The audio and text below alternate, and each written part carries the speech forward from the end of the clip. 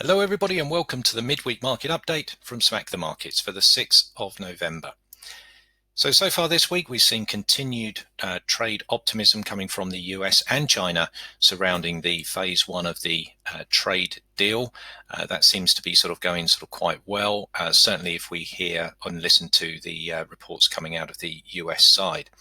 That certainly helped the US markets, the Dow, the S&Ps and the NASDAQ to maintain those all-time highs. And just over the past couple of days, early trading this week, we've seen a little bit of consolidation around those high areas. So let's take a look at how the markets have been faring that we discussed on Monday and some of the opportunities that we're looking at going into the second half of the week.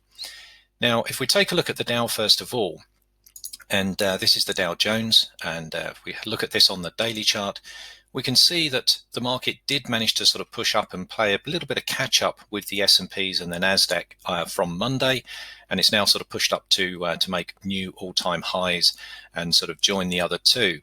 Since then, the market has consolidated slightly, and we were looking for a little bit of a retracement really on these to look for some more value areas rather than looking at new positions towards the long side. Now, if we take a look at this on the 4-hour time frame, you can see this consolidation in a bit more detail. So this has started to play out as expected. Now, we certainly need the market to hold above the 370 area here. I'll just give right the way back on this. You'll see that this level corresponds with the previous highs, give or take a tick or two. But it's this area, if the market can hold above this area, it's now coming back into value zones, and could be areas where we can now start to look for opportunities for maybe a bit of a push to the long side. Certainly if there's continued strength in US indices and US stocks, then we're going to be looking at support underneath this level and looking for continued high prices. Our bias on the US markets is still to the long side, albeit we are still looking for more value entry opportunities. Now, on Monday, we also looked at silver, and we were looking for opportunities long on silver. If we come here, above this range here, above the breakout area here, around that 18, 17 level. Now, that didn't happen. The market really didn't get above here to put any price structure in above that level, and it's managed to slip back right within this range. It's now down towards the bottom end of this range. So as long as silver is staying within that range bound area, it's not something that we're looking at new opportunities in. We also looked at Aussie markets, or the couple of yen markets here, which was Aussie and the Kiwi. So taking a look at Aussie here, we can see that the market did manage to push higher. If we take a look at this on the daily as well, we were looking for 75 to 75 as first target. Then we were looking for the next trading window up here towards the 76 area. So the market's playing out, and the trend is playing out as expected here.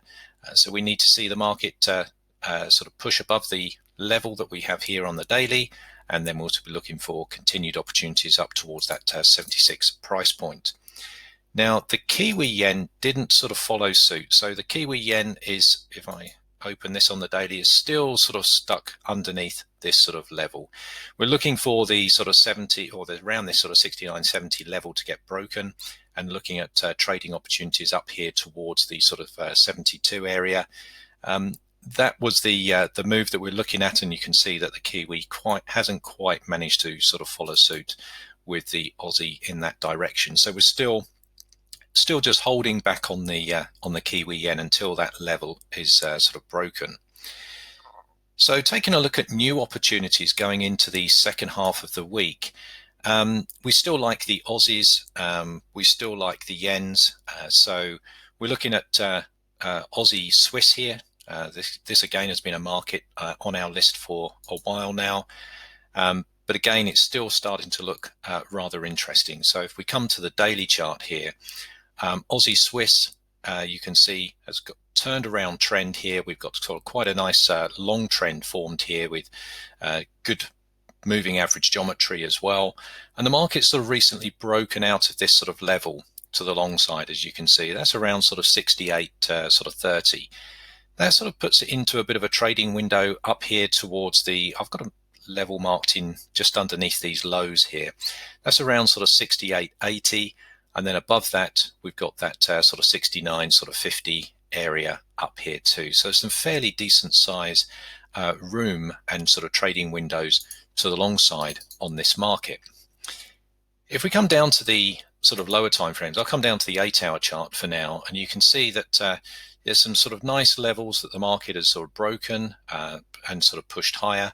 We've sort of got a general sort of, quite a nice sort of trend forming here in the market, and certainly some nice sort of bullish price action demonstrated in those candles. So as long as these sort of levels are holding, we're still looking for continued higher highs, higher lows, and continued long opportunities there in Aussie against the Swissy.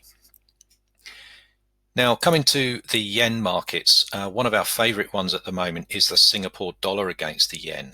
And again, if we take a look at this on the higher time frames, you can see here on the weekly chart that the market is now sort of broken out of this sort of 79.90 area, the sort of 80 area here, where there's been previous support many times. It's now sort of broken through that and opened up a sort of potentially sort of new trading window to the long side on the weekly chart.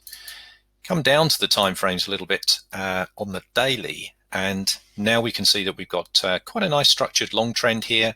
We can see that we've got a couple of levels now marked in here in a bit more detail on the daily time frame. Fairly nice sort of trend structure here. So these sort of 80, sort of 60 area here, been previous resistance, been fairly significant previous resistance, likely to become a little bit of support if the market sort of slips back into that area, which it looks like it's doing at the moment.